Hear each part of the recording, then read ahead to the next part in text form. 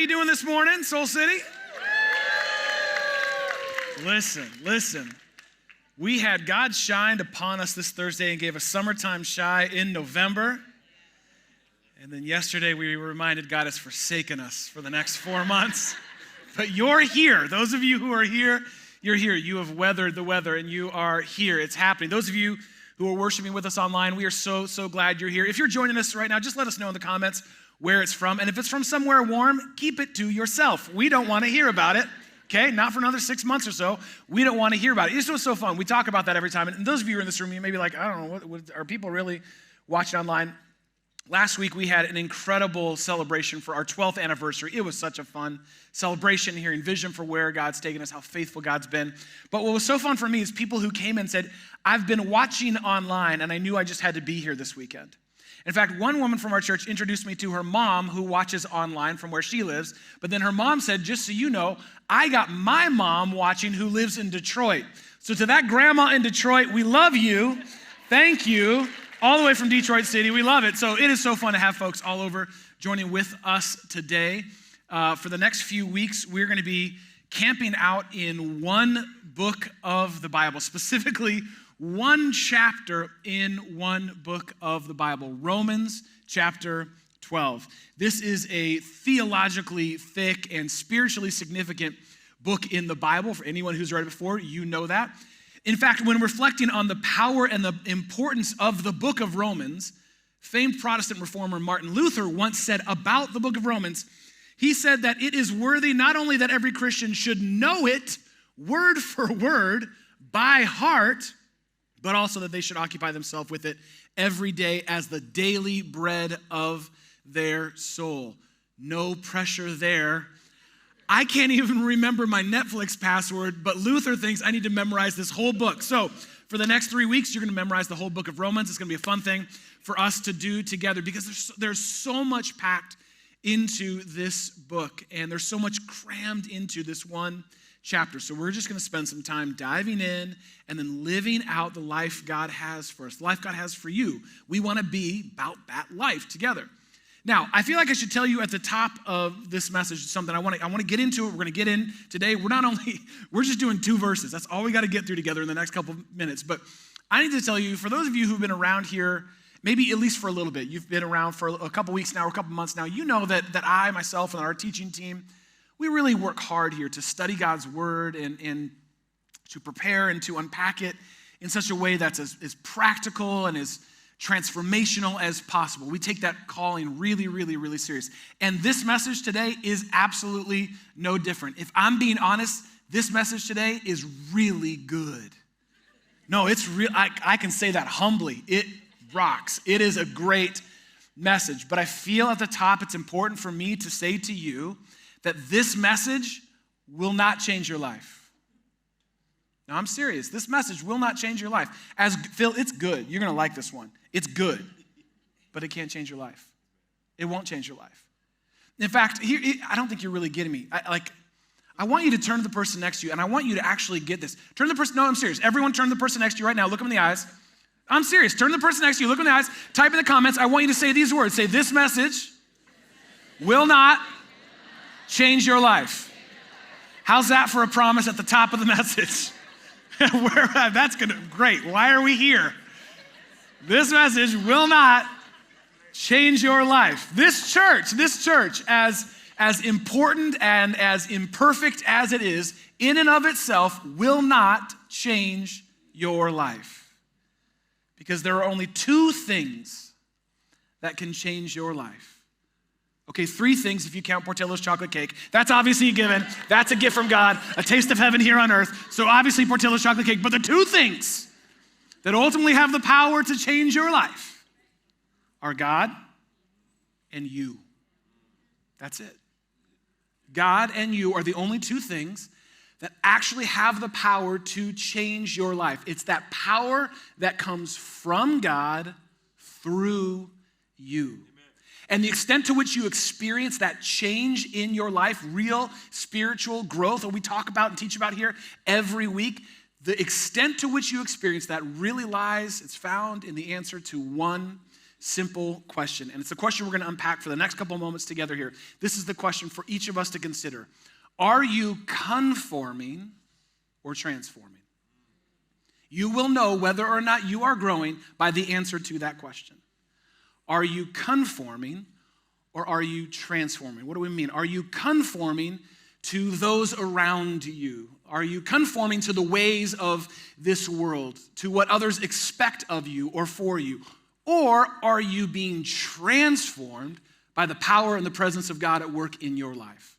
Transformed by your partnership with the Holy Spirit's work in your life. Are you conforming or are you transforming? That is a really important question. And to understand what it all means and how that all actually works, I want you to grab a Bible and open to Romans chapter 12. So if you have a Bible with you, open to Romans 12. If you don't happen to have one with you, grab the Soul City Bible if you're here in this room. Turn to page 920 in the Soul City Bible. That will get you to Romans chapter 12.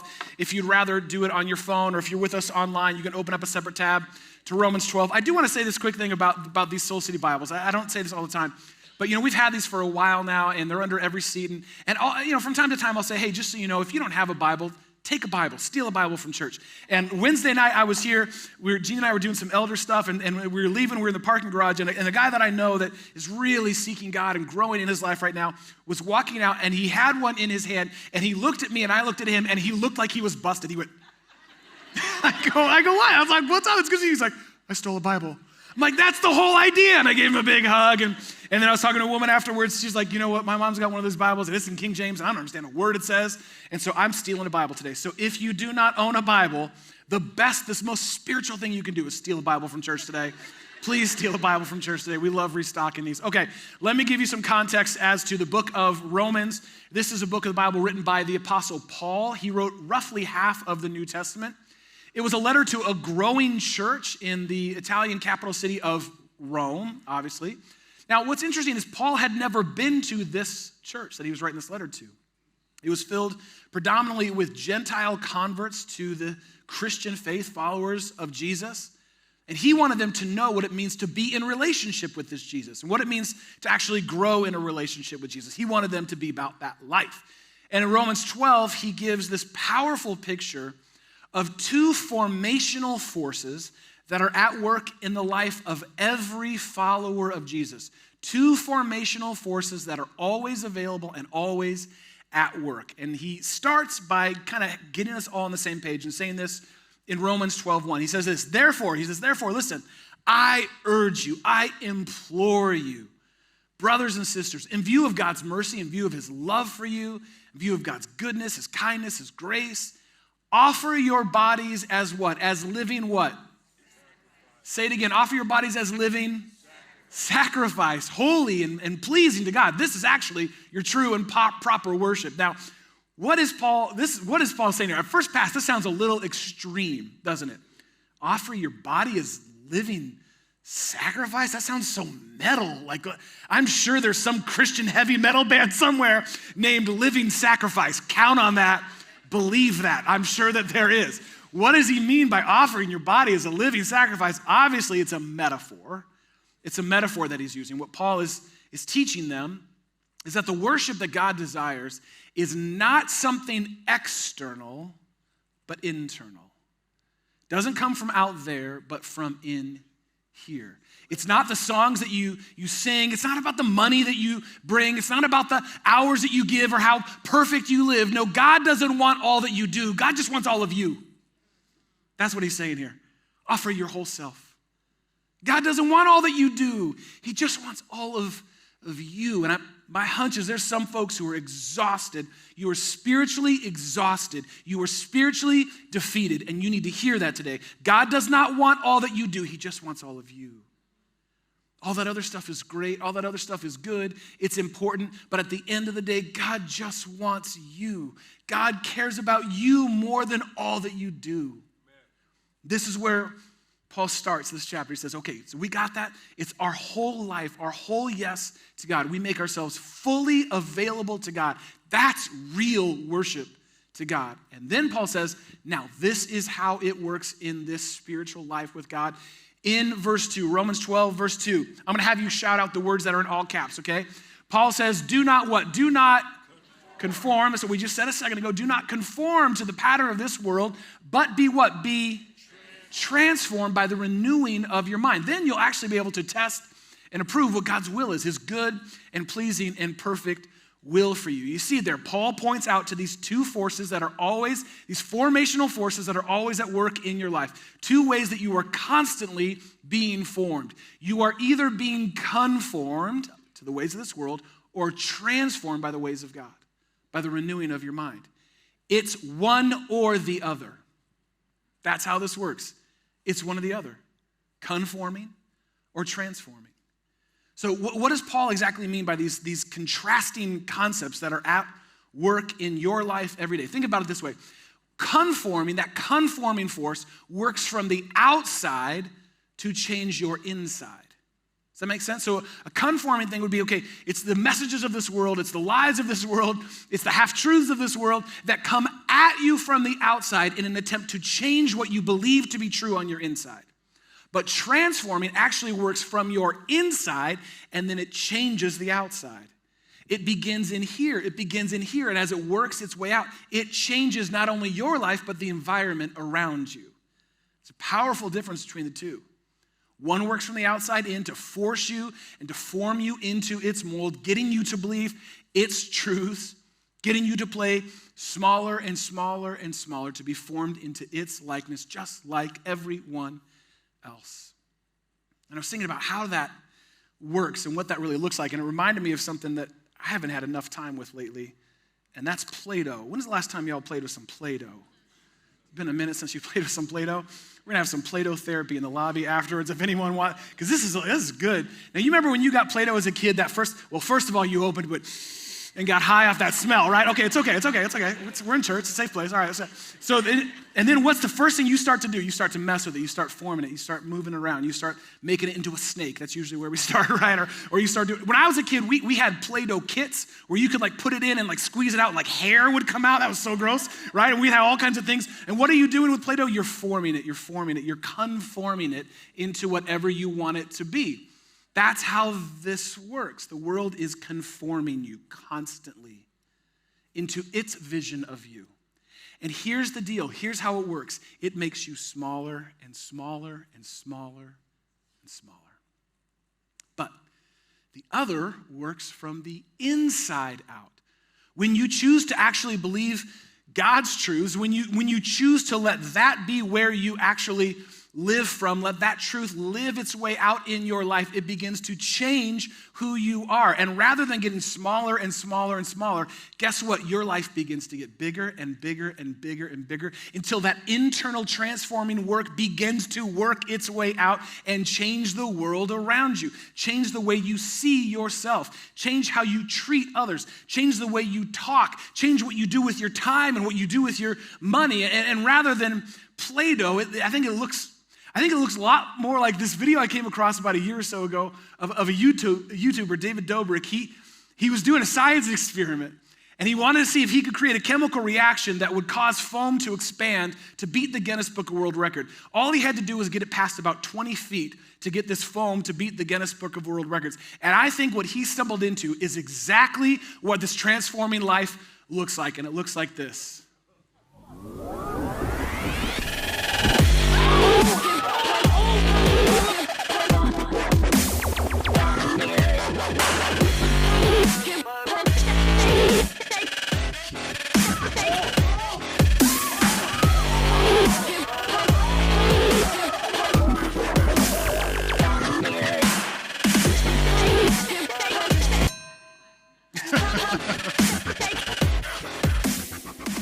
Isn't that incredible? That is, can you imagine if you opened Play-Doh and it did that? You open the container and it just takes over the whole room. That is what I think the transforming life is meant to look like. Expanding, expanding, expanding. That it works inside of you and then it works its way outside of you and it changes the environment around you. It changes the relationships around you. That's what God invites you into, this expanding, transforming life. And you'd think if any place would want to facilitate your transformational journey, your renewing of your mind and your transforming, you'd think it would be a church, right? You'd think it would be religion. But do you know what I found to be true in my life? It's one of the places where I've experienced the most amount of conforming is church. And I know that's weird because I work for one, full disclosure. Okay? But religion and church has a way of just trying to conform you into its image. And I know this because I'm a kid who grew up in church. Anyone, just by show of hands, anyone churchy church? Like you grew up in church, you went to church maybe as a kid or you grew up around church? All right, good. We'll do some Play-Doh therapy together afterwards, work through some of that. Because when I was a kid, I was a good kid, right? I was a kid who grew up in a good family, and I was a part of a good church. It was a good church filled with really good people, but they could not help but try and conform me to their way of doing things. It's like as a little kid, when I said yes to Jesus, they gave me this welcome basket. They're like, all right, here you go. Here's what you got to do now. And all the things that I had to do to conform to their image of what it meant to be a Christian at their church, their way of doing things. And the first and foremost thing I learned was, you got to dress a certain way. This is how you dress, and this is how we dressed. You better believe that vest with the gold buttons on that vest, with the gold buttons. Listen, that hair too, man. I'll take it. This photo is from a church directory. Some of y'all don't know that churches used to make yearbooks where we had like everyone's information. We all doxed ourselves every year at a church. This is how you dress. Because when I was a kid, listen, you had two sets of, those of you who didn't grow up in church, you can just like sit back and go, well, that's weird. But when I was a kid growing up in church, you had two sets of clothes. You had your play clothes and your church clothes. And marry the two shall meet. And if you show up to church in your play clothes, God ain't playing. He's mad at you, right? It's over, right? And I dig through this welcome basket and I found, here's the type of music you have to listen to now. This is what, I know you like all that other stuff, but this is what you got to listen to now. I know it doesn't sound quite as good, but it's good. It's good. And you may have never heard it before, but I guarantee you, when you're going through the dial, you'll recognize it. Somehow you'll know that's the music you got to listen to. Oh, this is how you vote too. This is how we vote. So you got to vote this way. Because obviously this is, okay, yeah, technically Jesus wasn't an American. Okay, he wasn't white. Okay, he didn't grow up in a democratic society, but if he did, he'd vote this way. Conforming. And again, these are well-intended people who I believe wanted me to know Jesus, but for some reason, they chose a path of conforming rather than transforming. And my hunch is that for those of us who maybe grew up churchy church and you're in maybe a process or a time of unpacking or deconstructing some of that, my hunch is a lot of where that work starts is with the form that you were conformed into. Is that's what you just don't know what to do with. Why does all this stuff added on top to be just like them, when what they missed is what Paul is saying here. It's a transforming life, not a conforming life. And a transforming life with Jesus is primarily not concerned with limitation, but with liberation. That's what a transforming life does. For you to be fully alive, and for you to be fully free, and for you to be fully available to God and to yourself and to your neighbor. And when you are, then Paul says, when you are being liberated, transformed from the inside out, then what happens is you become more aware and over time more aligned with God's best for your life and for the lives of others. And if you remember, we kind of skipped past it just a second ago, but do you remember what Paul said, where it all happens, where the battle goes down, back in Romans 12:2. He said, don't conform to the pattern of this world, but be transformed by the renewing of your what? Of your mind. That's where it all goes down. Because then when you're transformed by what you believe, then you'll be able to test and see and approve and know what God's will is for your life. See, the battle for whether you are conforming or transforming, for better or worse, is fought in your mind. It's determined by the truths that you choose to believe. This is why C.S. Lewis nailed it, said it better than I ever could. He said simply, we are what we believe. Yep. Prove me wrong. We are what we ultimately believe. Because what you believe in your mind has the power to determine whether you will conform to the ways of this world or be transformed by the truths of God. So what forms what you believe? Have you ever thought about that? What forms what you believe to be true? Whatever it may be, can I just tell you, it has way more power than you think it does. Your mind is being formed right now. What's forming it? Maybe for you, there's a conforming belief that you've believed for longer than you can remember, that you're just too much of a mess. You're a mess. Your life's a mess. Your decisions have been a mess. Your relationships are a mess. Your kids are a mess. Your house is a mess. You're a mess. And the more and more you believe that you are a mess, the more and more that begins to become your truth, and you begin to make decisions that back up that belief. What if you were to have a transforming shift in your mind and begin to believe, yeah, there may be messy parts of my life, but the truth is I'm God's masterpiece, made in the image of God. Yeah, I know it may look like a mess around here, but the truth is I'm God's masterpiece. He told me so, made in his image. And that is the truth I'm choosing to believe. How might that make my life bigger versus smaller? Maybe you have a conforming belief that you've locked into that you'll never have enough. You're just never going to have, no matter how much you work, no matter how hard you work, you are never going to have enough. If you really wanted to be something, if you really wanted to be someone, you'd have better clothes than the clothes you got. You'd live in a bigger house than the house you got. You'd own a home versus renting a home. You'd get a bigger car. You'd have 2 cars. You'd get a house for your cars. You will never have enough. And do you know where that conforming message comes from? Every ad you see, every billboard you drive by, every post on social media. You'll never have enough as them. You'll never be as successful. You'll never be as influential. You fill in the blank. But what if you were to take a shift from that conforming belief, you'll never have enough, you'll never have enough, you'll never have enough, to a transforming belief that no. God is enough and I am enough. Period. God he'll provide for every one of my needs. Always has. Why would he stop now? Yeah, I may not have all that I want. I have far more than I need. It's provided by the hand of a loving God. That's a transforming belief. That means everything I look at, every billboard I drive by, every ad I see, I can go, right. That's not true. I have a truth. I know a truth. God is enough. I am enough. Maybe there's a conforming belief that you have in your life that you'll always be this way. You're always going to be this way.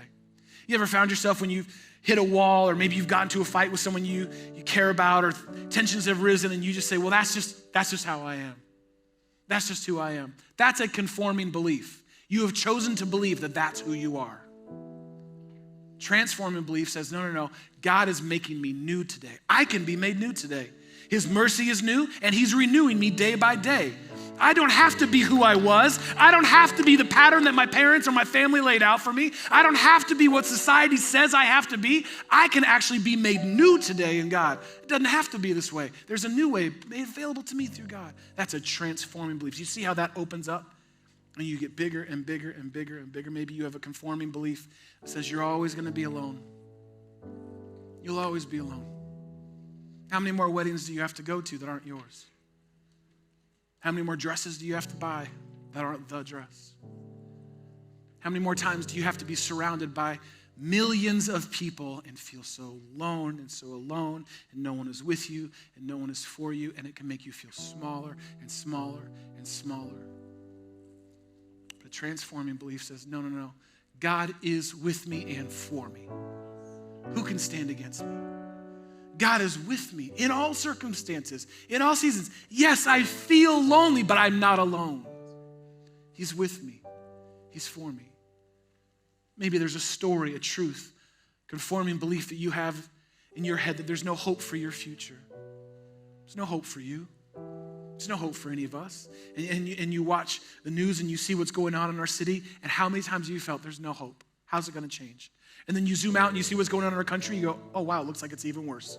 And then you zoom out to the world and go, nope, I need to turn this off now because it seems to get worse and worse and worse. And as you think about the future for your life, or maybe for kids that you have or want to have one day, you think it's only going to get worse. It can never get better. There's no hope for my future. And yet a transforming belief says, no. God has only good for me. God only has good for me in my life. God has good for me now. God will have good for me later. His plans for me are good. They're for me to prosper. They're for me to grow, to transform, to be a blessing to God and to this world. That changes my mind. Helps me see me, helps me see God, helps me see others differently. I could go on and on and on and on because the pattern of this world is always going to make you smaller and smaller and smaller and smaller until you fit the mold that it's made for you. But God's transforming truth has the power to set you free, to make you new from the inside out. His love liberates you if you choose to believe, if you choose to renew your mind. You know, I saw in me the last couple weeks an old pattern that's been with me for a while. And it was all around the midterms that were coming up, and I get hyper invested in that kind of stuff, and I'm reading the news and I'm listening to podcasts, and I'm concerned about states that I've never even been to and will probably never even visit. And I'm watching and wondering, and future of our country is at stake, and I got all revved up, and my YouTube feed got real weird, and it was just like, because I've done this before, it's just, I get kind of lost in this stuff. And I happened to see a friend of mine on Wednesday night who's been involved in politics for a long time and knows all about this stuff. And so the first thing I said to him, following these midterms? Because, you know, that's what cool people talk about. And without missing a beat, he goes, oh no.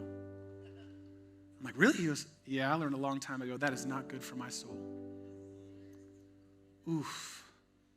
He has this kind of posture where if it's important, it will find me. And in a moment, I felt convicted, challenged, and like God had given me a shift. Oh, I can shift. I got this conforming belief about the future of our country and democracy. Wait a second. No, I believe that God has only good for me, and that I can actually be a change. I can be a blessing to those. I can't control all of that. And you just think about how I knew in a moment God wants to renew my mind with this transforming truth, and I know He wants to do the same for you. So as I was thinking about how do we do that in a spiritually practical way this way, how do we learn to recognize and maybe even make that shift from a conforming belief to a transforming belief? And here's the best I came up with. This is our homework. I would love for us to all try this experiment. We can't do the exploding foam, but this experiment together as a church this week. What would it look like for you to be informed about what's forming you? What would it look like for you to just be informed at least of what's forming you? Or as Amy Krauss Rosenthal says, I love the way she says it, what would it look like for you to pay attention to what you're paying attention to? Just pay attention. How is this forming me? Because it is. So maybe it's as you're listening to a podcast or whatever, or as you're watching the news and you're engaging with that, how is this forming me?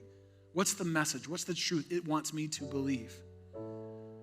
Maybe for you, it's as you're at work and you're working in such a way that you've burned through all your margins and you're staying up way too late working, or you're missing time with the people that you love because you've believed a story that you have to do it this way. This is just how it is in my industry. This is just how it is for my boss. This is just how it is for my job. Is that true? And how might that be forming you? Or to the conversations that you have. And you're in conversation and you find yourself talking about someone who's not there. And how you're talking about them. Or who you're talking about. How's that forming you? Or how about as you're scrolling through and you're looking at all these posts of all these perfect people and all these wonderful lives, and somehow they figured it out while we haven't, but they have. And they're amazing. And every picture you see and every post you see, again, nothing wrong with that, nothing wrong with them, but it's forming you. How is it forming you? And then I want you to pay attention in a similar way. I want you to pay attention to what happens inside of you when you do something like we've done this morning, we're gonna do here in a moment, and you can do it any moment throughout your week. What happens to your mind when you worship God? Pay attention to that. Like when you come here and you leave on a Sunday, don't you feel like something different, something shifted in you when you're singing timeless truths about God, or when you spend time in prayer and as you just commit yourself, God, I'm gonna be praying, I'm gonna pray, I'm gonna meditate, I'm gonna be silent with you. Just pay attention. How did that form me? What am I believing now coming out of that time? Or as you have an encouraging or uplifting conversation with someone, maybe in a small group, maybe someone you know, and you find afterwards, oh my gosh, that changed me. How did that form you? Because it's all forming you one way or another. This message, it can't do that for you. It can't change you in and of itself. This church, it can't do that for you in and of itself. But God can, and God will. But you have to choose which truth you will believe. You have to choose to root yourself in the reality of God's love, to fill yourself with his freeing thoughts that God has for you about you, telling yourself God's transforming truths over and over and over until you actually believe them. As you do, God will do what only he can do. He will transform you from the inside out. And as you do, it will transform those around you. So I want to give us a moment to just experience that together. If you're in this room, would you stand? We're going to worship together. And we're going to sing. And we take postures of prayer lots of times around here when we pray. John had you do one just a little bit ago. I thought we'd do one together because the battle is in the mind and the stories that we believe, the truths that we believe. And I thought we could do a posture of prayer that's going to seem a little weird at first, but if you just trust me for it and I want to pray over us, then we're going to worship. We're going to worship. We're going to let that form us. If you'd be willing to put your finger or fingers on your temple, on your side of your head here, it's going to look, for those watching online, it's going to look like we're all practicing telekinesis, right? If I start floating, something's happening. But the idea here is just this. God, I want you to renew my mind. I want you to renew my mind. Help me renew my mind with your truths. If you'd be willing to hold that posture, I'd love to just pray for you. God, that is what we want. We can get so distracted by all the half-truths, the messages of this world that only always want to make us smaller and smaller and smaller. No matter what they promise, that's what happens. And so God, would you help us fix our minds? Would you help us fix our eyes on you?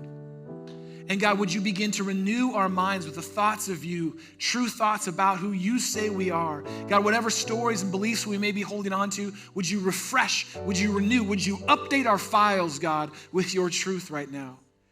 And I pray for every person as we're paying attention throughout this week, that we would be ever aware that we are being formed and that we would choose to be transformed by your liberating love, God. May that be true of me. May that be true of us as we set to fix our minds and fix our eyes and fix our lives on you. It's in your name that we pray and we sing. Amen. Well, thank you so much for watching the Soul City Church YouTube channel. I'm so glad that you made the time to be able to hear today's message. My name is Fabi. I'm the worship pastor here. And if this message was a blessing to you, I would encourage you to like it, to share it, and to subscribe to the YouTube channel so that you can get up-to-date videos and get to know what's going on around here.